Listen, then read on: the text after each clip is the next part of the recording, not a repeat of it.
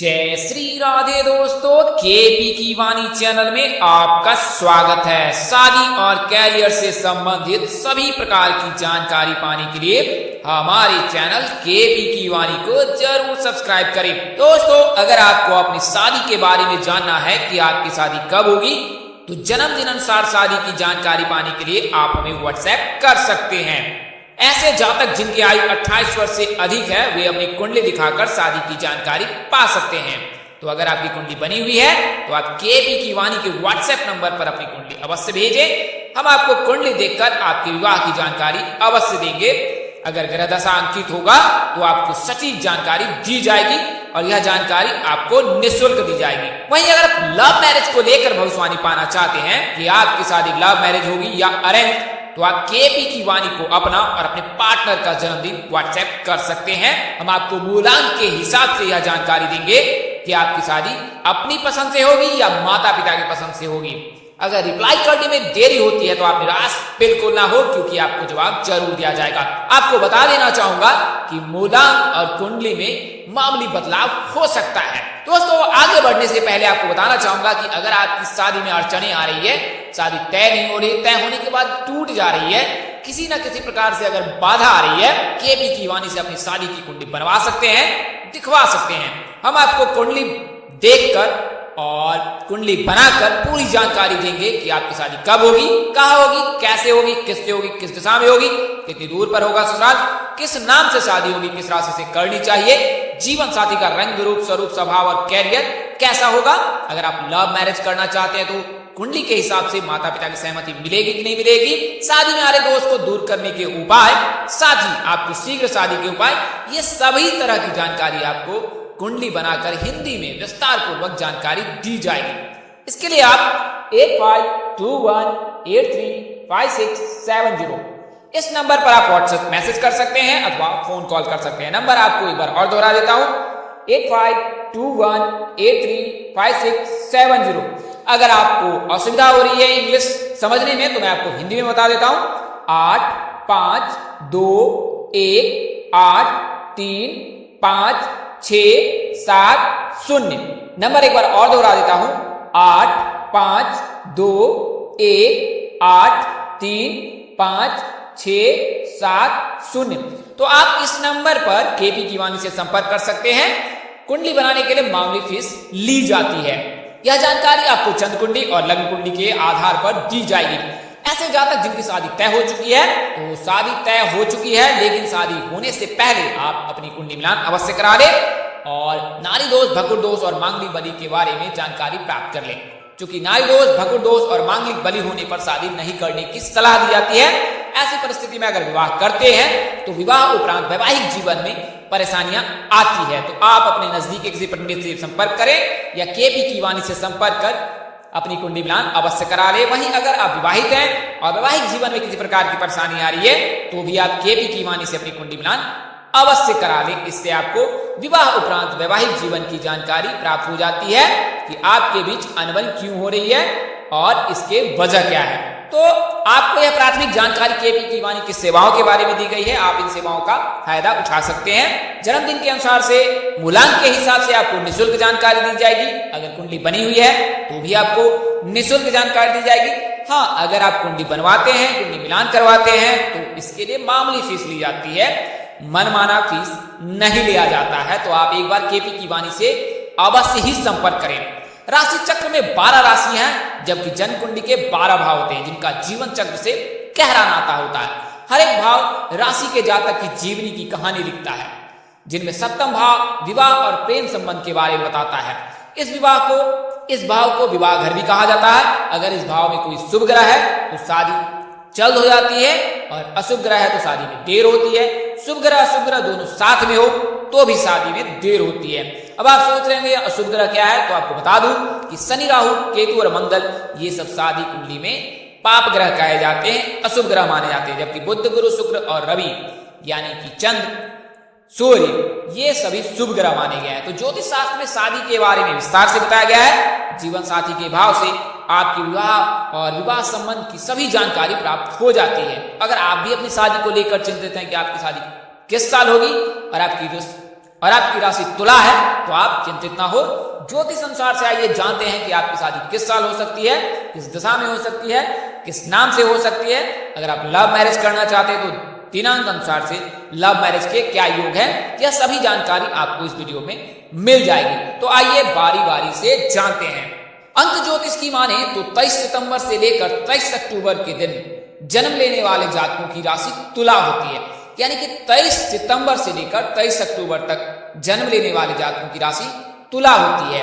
हिंदी के महीनों में इसे भादो और आश्विन महीना कहा जाता है। तो अगर भादो और आश्विन महीने में आपका जन्म होता है तो आपकी जन्म राशि तुला होती है। हालांकि यह गणना आपको जन्मदिन के हिसाब से दी गई है, कुंडली के हिसाब से इसमें मामूली बदलाव हो सकता है, क्योंकि जातक के जन्म के समय चंद्रमा जिस राशि में उपस्थित होता है वह राशि जातक का बनता है। यानी कि जब आपका जन्म हुआ हो और उस समय चंद्रमा जिस राशि में होगा वह आपकी राशि कहलाएगी। तो इस आधार पर आप कुंडली दिखाकर यह अपनी जानकारी प्राप्त कर सकते हैं कि आपकी राशि क्या है। वैसे जन्मदिन के हिसाब से 23 सितंबर से लेकर 23 अक्टूबर के दिन जन्म लेने वाले जातकों की राशि तुला होती है। तो तुला राशि के जातकों की शादी दक्षिण और पूर्व के मध्य यानी आग्नेय कोण दिशा में होने की संभावना अधिक रहती है।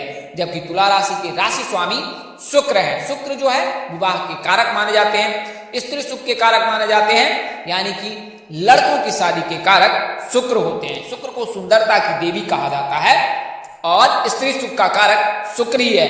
तो शुक्र को मजबूत करने से लड़कों की शादी शीघ्र हो जाती है। तो अगर आप तुला राशि के जातक हैं, अगर आप लड़के तुला राशि के जातक हैं और लड़के हैं तो आप शुक्र को मजबूत करें। शुक्र को मजबूत करने से आपकी सभी बाधाएं स्वतः समाप्त हो जाएगी। शुक्र को कैसे मजबूत करें, तो बहुत ही आसान सा उपाय है। शुक्र को मजबूत करने के लिए आपने विशेष करना नहीं है, बस शिव जी की पूजा करनी है। सोमवार और शुक्रवार के दिन शिव जी की विशेष पूजा अर्चना करें। शनिवार के दिन जल में काले तिल मिलाकर शिव जी को अर्घ दे। सोमवार के दिन अर्घ दे। सोमवार को कच्चा दूध चढ़ाएं। इससे मन पसंद और खूबसूरत जीवन साथी मिलता है। तो आप शुक्र को मजबूत कर सकते हैं। शुक्र के मजबूत रहने से आपकी शादी के योग बनने लगेंगे। वहीं अगर तुला राशि की लड़कियां हैं तो आपने गुरु को मजबूत करना है। गुरुवार के दिन भगवान श्री हरि विष्णु जी की पूजा करना है, शिव जी की पूजा करना है, तो आपने शादी के योग आपके भी बन जाएंगे। तो अंक ज्योतिष की माने तो तुला राशि की लड़कियों की शादी के कारक गुरु होते हैं, वहीं लड़कों की शादी के कारक शुक्र होते हैं। तो तुला राशि की लड़कियों और लड़कों की शादी की उम्र जो है वो 20 वर्ष से लेकर 31 वर्ष के बीच है। यानी कि 20 वर्ष से शादी के योग बनने लगते हैं, जबकि 28 वर्ष से 31 वर्ष के मध्य विवाह के प्रबल योग रहते हैं। इस उम्र में तुला राशि के जातकों की शादी निश्चित ही हो जाती है, जबकि शादी का महीना जनवरी और दिसंबर हो सकता है। यानी कि आने वाला दिसंबर और जनवरी महीने में आपके विवाह के योग प्रबल है। तो तुला राशि के जातकों की शादी के योग 20वें वर्ष से बनते हैं और 28 वर्ष से 31 वर्ष के मध्य विवाह के प्रबल योग रहते हैं। आइए अब जानते हैं कि किससे शादी होगी। तो तुला राशि के लड़कों की शादी गरिमा, मोहिनी, टीना, माधुरी आदि नाम से होने की संभावना बनी रहती है। यानी कि GMT नाम के जातकों से आपकी शादी हो सकती है। वहीं तुला राशि की लड़कियों की शादी गणेश, मनीष, टिंकू, तिलक, महेंद्र आदि नाम से होने की संभावना रहती है। यानी कि GMT नाम के लड़कों से होने की संभावना है। शीघ्र विवाह के लिए हर मंगलवार को गरीबों के बीच मिठाई बांटे। तुला और सिंह राशि दोनों राशि के जातक सामाजिक होना पसंद करते हैं। यह उन दोनों की खासियत है जिन्हें एक दूसरे को करीब करती है। इस खासियत के वजह से इन दोनों के बीच बहुत ही बनती है और ये एक दूसरे के लिए ही बने होते हैं। तो अगर तुला राशि सिंह राशि के जातकों से विवाह करे तो ज्यादा ही उत्तम होगा। तो अगर आप तुला राशि के जातक हैं, तो अगर आप सिंह राशि के जातक को पसंद करती हैं या करते हैं तो आपके विवाह उपरांत वैवाहिक जीवन सुखमय रहेगा। वहीं बात करें लव मैरिज की तो 2 तारीख, 8 तारीख, 11 तारीख, 17 तारीख आदि दिनों में जन्म लेने वाले जातकों के जो है लव मैरिज के योग प्रबल रहते हैं। वैसे आमतौर पर तुला राशि के जातकों के लव मैरिज के योग रहते हैं, यानी कि तुला राशि के जातक की लव मैरिज होती है। हालांकि कुंडली में ऐसी ग्रह दशा हो तब सप्तम भाव में, पंचम भाव में, एकादश भाव में या लग्न में अशुभ ग्रह की दृष्टि और शुभ ग्रह उपस्थित हो तो ऐसी स्थिति में तुला राशि के जातकों के लव मैरिज के योग बनते हैं। अगर इनमें अशुभ ग्रह की दृष्टि नहीं है या अशुभ ग्रह नहीं उपस्थित है तो आपकी लव मैरिज होने की संभावना बहुत ही कम है। तो दोस्तों इस वीडियो में बताई गई जानकारी आपको ज्योतिष पंचांग मान्यताओं और धर्म ग्रंथों से दी गई है। हमारा उद्देश्य महज आपको सूचना पहुंचाना, आप इसे सूचना ही पूरे। इसके अतिरिक्त अगर आप इनको मानते हैं, अपनाते हैं, तो उपयोग करते हैं, तो इसके आप स्वयं जिम्मेदार हैं। आप चाहे तो अपने नजदीकी किसी प्रकांड पंडित अथवा ज्योतिष से संपर्क कर ले और अपनी कुंडली दिखाकर सही जानकारी प्राप्त कर ले। सही जानकारी अर्थात आप कुंडली दिखाकर यह जानकारी प्राप्त कर सकते हैं या कर सकती हैं कि कुंडली में कोई अशुभ ग्रह नहीं है। शुभ ग्रह रहने पर शीघ्र शादी होती है और जो आपको जानकारी दी गई है वह शुभ ग्रह के रहने पर पूरी तरह से सत्य रहती है। तो आप केपी की वाणी से भी संपर्क कर सकते हैं, अपनी कुंडली दिखा सकते हैं, या आप अपने नजदीक किसी प्रकांड पंडित अथवा ज्योतिष से भी संपर्क कर कुंडली दिखा सकते हैं। तो इस तरह की अन्य वीडियो देखने के लिए हमारे चैनल के डैशबोर्ड अथवा प्लेलिस्ट पर जाएं और अपनी राशि अनुसार वीडियो जरूर देखें। तो दोस्तों आपको यह जानकारी कैसी लगी, लाइक कर, कमेंट कर, शेयर कर हमें जरूर बताएं। अगर आप मेरे चैनल पर पहली बार विजिट कर रहे हो तो चैनल को सब्सक्राइब कर लें। माता रानी की कृपा से आपके चेहरे पर हमेशा मुस्कान बनी रहे, आप सपरिवार स्वस्थ एवं सुखी रहें। आप सभी के प्यार और स्नेह के लिए आप सबको हृदय से धन्यवाद करता हूं। आप लोग इसी तरह हमारे साथ जुड़े रहें। इन्हीं शुभकामनाओं के साथ आपसे विदा लेता हूं कि जल्द एक नए वीडियो और एक नई जानकारी लेकर आपके समक्ष हाजिर रहूंगा। तब तक के लिए इस नाचीज दोस्त को इजाजत दे। आप जहां रहें मस्त रहे, स्वस्थ रहे, व्यस्त रहे। माता रानी की असीम कृपा आप पर बरसती रहे। परमपिता परमेश्वर आपको विषम परिस्थिति में भी सद्बुद्धि, सत्मार्ग और आगे बढ़ने की शक्ति दे। इन्हीं शुभकामनाओं के साथ आपसे विदा लेता हूं कि कमेंट में जय श्री राधे लिखना बिल्कुल ना भूले। इससे आपकी और आपके पूरे परिवार पर राधा रानी की कृपा बरसती रहेगी। नमस्कार, जय श्री राधे दोस्तों, जय श्री कृष्णा, जय माता दी, जय वाहिगुरु।